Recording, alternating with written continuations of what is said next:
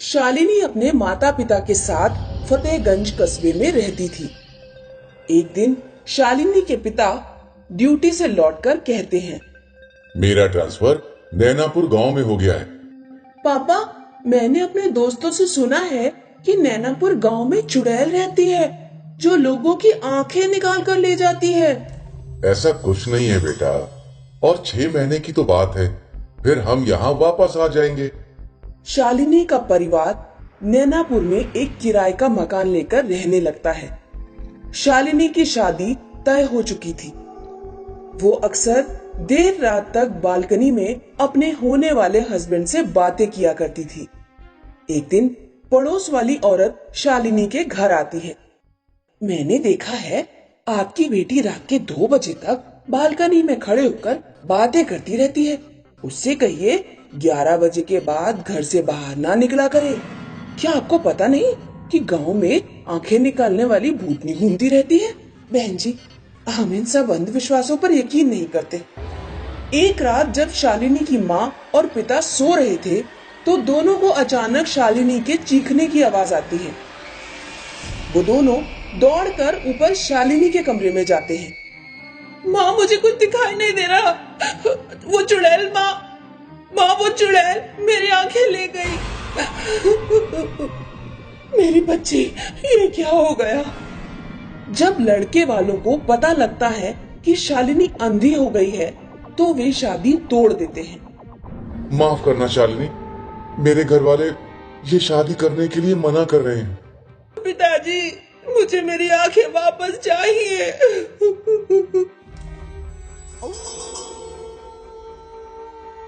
शालिनी की माँ और पिता पड़ोस वाली औरत के पास जाते हैं। भाई साहब, मैंने तो पहले ही समझाया था। बहन जी, वो चुड़ैल कौन है, कहाँ से आती है, कहाँ चली जाती है और वो लोगों की आंखें क्यों ले जाती है? पूरी तरह सही सही बात तो किसी को भी नहीं पता, लेकिन गांव वाले बताते हैं वो चुड़ैल तो सिर्फ एक नौकर है, उसके पीछे एक तांत्रिक का हाथ है। तांत्रिक ने चुड़ैल को गुलाम बना रखा है। अगर हम उस चुड़ैल का पीछा करें तो शायद हम तांत्रिक तक पहुंच जाएं और पता लगा ले कि वो चुड़ैल से ऐसे काम क्यों करवाता है। गांव के कुछ लोगों ने ऐसा करने की कोशिश की, लेकिन फिर वो लौटकर कभी नहीं आए। चाहे जो भी हो, लेकिन अपनी बच्ची की आंखों के लिए हमसे जो हो सकेगा हम करेंगे। एक रात शालिनी की माँ अपनी असली आंखों के ऊपर नकली आंखें लगाकर गांव के चौराहे पर खड़ी हो जाती है। रात के 1 बजे चुड़ैल आती है।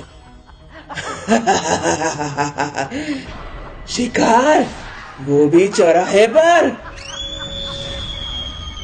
चुड़ैल शालिनी की माँ की ऊपर की नकली आंखें निकालकर ले जाती है। फिर शालिनी के मम्मी पापा चुड़ैल के पीछे पीछे जाते हैं। चुड़ैल जंगल में एक टूटे फूटे मकान में घुस जाती है। शालिनी के माता पिता मकान में झांक कर देखते हैं। अंदर एक तांत्रिक आग वगैरह जलाकर मंत्र पढ़ रहा होता है। आ गई मेरी गुलाम चुड़ैल। ये लीजिए मेरे आका। अरे मूर्ख, ये तो नकली आंखें हैं। किसी ने तुझे बेवकूफ बना दिया। मैं आपको 100 लोगों की आंखें लाकर दे चुकी हूँ। अब मुझे आजाद कीजिए। अभी नहीं, अभी तुझे 50 लोगों की आंखें लाकर और देना है। शालिनी के माता पिता तुरंत पुलिस को फोन कर देते हैं। पुलिस आकर तांत्रिक को पकड़ लेती है।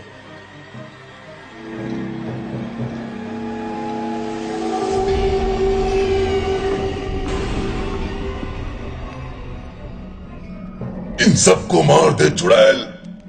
नहीं, अभी तक मैंने तेरी बात मानी, बहुत लोगों को मारा, लेकिन अब मैं तेरी बात नहीं मानूंगी।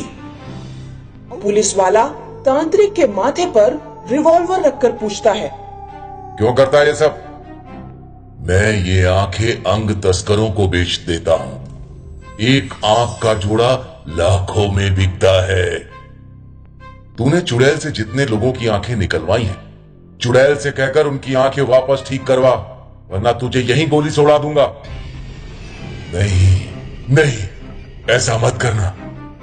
तांत्रिक सभी लोगों की आंखें वापस करके ठीक कर देता है।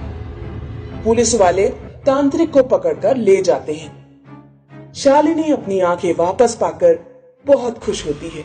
खटीमापुर गांव में मीरा अपने पति रोहन के साथ रहती थी। एक दिन काफी रात हो जाने पर भी रोहन घर नहीं लौटा। मीरा बार बार रोहन का फोन ट्राई कर रही थी, लेकिन फोन भी नहीं लग रहा था। मीरा परेशान होकर पड़ोस वाली शांति के घर जाती है। शांति दीदी, मेरे पति अभी तक घर नहीं लौटे हैं, ना ही उनका फोन लग रहा है। क्या तुम्हारे पति मनोहर अस्पताल वाले रोड से लौटते हैं? हाँ, क्या हुआ? जल्दी चलो, मैं भी गाड़ी निकालती हूँ। लेकिन हुआ क्या? अस्पताल वाले उस रोड पर रात में एक आत्मा भटकती है। ऐसा सुनते हैं कि वो आत्मा लोगों का दिल निकाल लेती है। शांति और मीरा कार से राम मनोहर अस्पताल वाले रोड की तरफ निकलते हैं। उधर रोहन के अस्पताल वाले रोड पर कार खराब होती है। ये रोड कितना सुनसान है, किससे हेल्प मांगूं? फोन में बैटरी भी खत्म हो चुकी है। तभी आत्मा रोहन के सामने आती है। तेरी गाड़ी मैंने खराब की है, अब मैं तेरा दिल निकालूंगी। रोहन डर से बेहोश हो जाता है। आत्मा रोहन के सीने में हाथ डालकर रोहन का दिल निकालने ही वाली होती है कि तभी मीरा और शांति कार से वहां पहुंच जाते हैं। शांति चुड़ैल पर गंगा जल छिड़क देती है। आ जा रही हूँ, लेकिन जैसे ही मौका मिलेगा वापस आऊंगी। ऐसा कहकर आत्मा वहां से चली जाती है। मीरा रोहन के मुंह पर पानी के छींटे मारती है। रोहन को होश आ जाता है। तीनों लोग घर पहुंचते हैं। दीदी, वो आत्मा लोगों का दिल क्यों निकालती है? 8 साल पहले की बात है। मनोहर अस्पताल वाले रोड पर एक नवविवाहित जोड़े का एक्सीडेंट हो गया था। लड़की किसी तरह लड़के को अस्पताल लेकर पहुंची। लड़का जिंदा था, लेकिन डॉक्टर्स ने चालाकी कर ली। डॉक्टर्स ने लड़के को मृत घोषित कर दिया और लड़के का दिल निकालकर अंग तस्करों को बेच दिया। लड़की ने अस्पताल वालों पर केस किया, लेकिन केस हार गई। अपने पति को खोने और न्याय न मिल पाने के कारण लड़की ने आत्महत्या कर ली। तब से उसकी आत्मा उस अस्पताल वाले रोड पर भटकती है। वो अस्पताल की 2 डॉक्टर्स को मार चुकी है, 3 अभी बाकी हैं। उन तीनों ने अपने घर पर तांत्रिकों का पहरा लगवा रखा है। अब जो भी उस अस्पताल वाली रोड पर फंस जाता है, आत्मा उसका दिल निकाल लेती है। चलो, बहुत रात हो गई है, अब मैं सोने जा रही हूँ। शांति अपने घर सोने चली जाती है। मीरा और रोहन अपने घर आकर सो जाते हैं। कुछ घंटों बाद मीरा अचानक से उठ जाती है और अजीब अजीब हरकतें करने लगती है।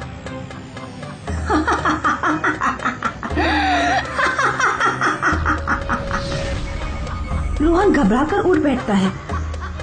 मीरा, मीरा ये क्या कर रही हो? क्या हो गया है तुम्हें? मीरा टेबल पर पड़ा चाकू उठाती है और रोहन पर हमला करने के लिए दौड़ती है। तू उस समय तो मुझसे बच गया, लेकिन अब नहीं बचेगा। रोहन दौड़कर कमरे से बाहर जाता है और मीरा को कमरे में ही बंद कर देता है। मीरा अंदर कमरे में भयानक तरीके से चिल्लाती है। रोहन शांति का दरवाजा खटखटाता है।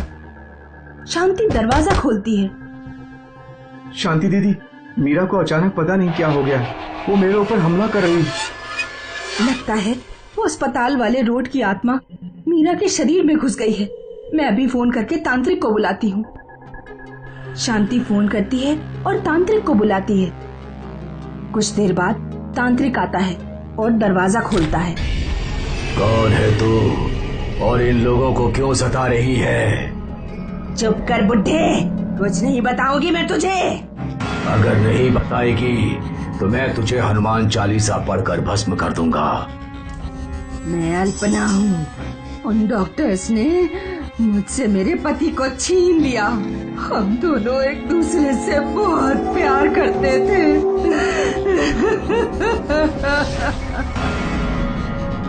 मैं तुम्हारा दर्द समझ सकता हूँ। तुम बस मुझे एक मौका दो। मैं उन अस्पताल के बाकी डॉक्टर्स को सजा दिलवाऊंगा। मेरा भरोसा करो, मैं एक वकील हूँ। जब आज तक मुझे न्याय नहीं मिला तो अब क्या मिलेगा? प्लीज मुझे एक मौका दो खुद को साबित करने का, और मेरी पत्नी को छोड़ दो। ठीक है, मैं तुम्हें एक मौका देती हूँ।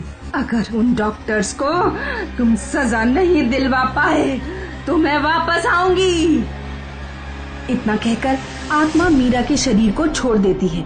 रोहन अस्पताल के डॉक्टर के खिलाफ केस लड़ता है और तीनों डॉक्टर्स को फांसी की सजा दिलवाता है। तब आत्मा हमेशा हमेशा के लिए गायब हो जाती है।